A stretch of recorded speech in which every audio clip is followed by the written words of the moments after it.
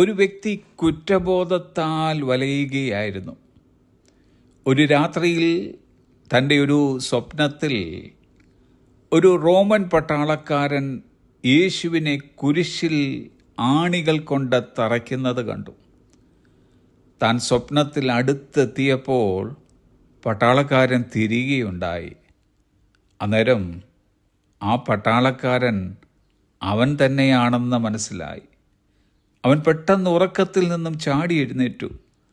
തൻ്റെ പാപം നിമിത്തം ഞാനാണല്ലോ യേശുവിനെ കുരിശിൽ ആണികൾ കൊണ്ട് തറച്ചതെന്നോർത്ത് അവൻ കരയുവാൻ തുടങ്ങി. തൻ്റെ പാപങ്ങളെ ആ രാത്രിയിൽ താൻ ഏറ്റുപറഞ്ഞ് ഒരു ദൈവപൈതലായി തീരുകയുണ്ടായി. രക്ഷ തികച്ചും വ്യക്തിപരമാണ്. മാതാപിതാക്കൾ രക്ഷിക്കപ്പെട്ടതുകൊണ്ട് മക്കൾക്ക് രക്ഷ കിട്ടുകയില്ല. രക്ഷ വേണമെങ്കിൽ ഓരോ വ്യക്തിയും കാൽവറി ക്രൂശിൻ്റെ അടുക്കിലേക്ക് വരണം.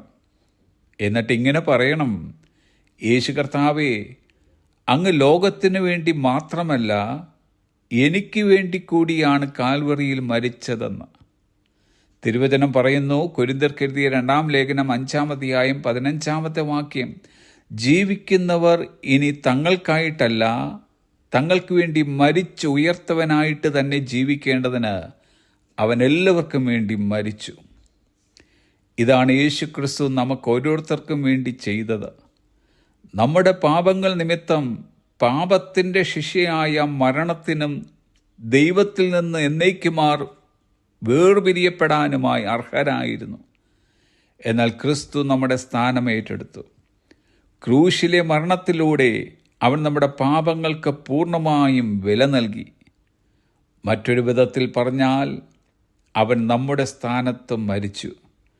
ഇനി നമ്മൾ ചെയ്യേണ്ടത് നമ്മുടെ രക്ഷയ്ക്കായി അവനിൽ മാത്രം ആശ്രയിച്ചുകൊണ്ട് ജീവിക്കുക എന്നതാണ്.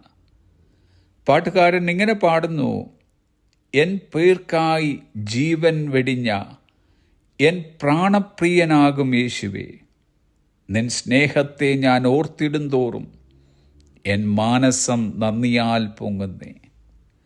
Jesus did not just die for humanity, he died for you. യേശു മനുഷ്യവർഗത്തിന് വേണ്ടി മാത്രമല്ല മരിച്ചത്, അവൻ നിനക്ക് വേണ്ടി മരിച്ചു.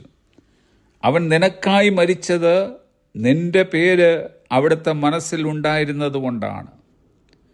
മനുഷ്യ സമൂഹം മൊത്തമായി കർത്താവിന് നന്ദി അർപ്പിക്കുന്നതിലുപരിയായി നീ എന്ന ഒരു വ്യക്തി ദൈവം തൻ്റെ ഏകജാതനായ മകനെ ക്രൂശിൽ നിനക്കായി മരിപ്പാനായി ഏൽപ്പിച്ചു കൊടുത്തതിനാൽ വളരെയധികമായി നന്ദി കരയേറ്റേണ്ടിയിരിക്കുന്നു. We all need to have a personal encounter with the cross. നമുക്കെല്ലാവർക്കും കുരിശുമായി വ്യക്തിപരമായ ഒരു കൂടിക്കാഴ്ച ആവശ്യമാണ്. ആ കാൽവറി ക്രൂശിൻ്റെ ചുവട്ടിൽ മുട്ടുകുത്തി നമുക്കിന്ന് ഇങ്ങനെ പറയാം: കർത്താവേ, അങ്ങ് എനിക്കും വേണ്ടിയും കൂടിയായിരുന്നല്ലോ മരിച്ചത്. അങ്ങയുടെ സ്നേഹത്തെ ഞാൻ ഓർക്കുന്നു. ആ മഹാസ്നേഹത്തിന് നാഥ നന്ദി. Have a blessed day.